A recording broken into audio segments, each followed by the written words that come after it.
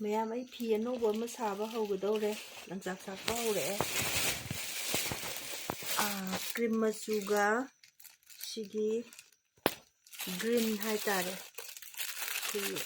green yamna nauba machune siga langaga sagadoine kogi box type hai tare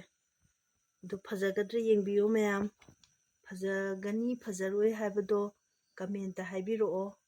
aiju wakhan nungaibre yengjage machu ani si yamdi nauwe yengba kanda naksanaba kanda numidang nina kharabudi sengba watle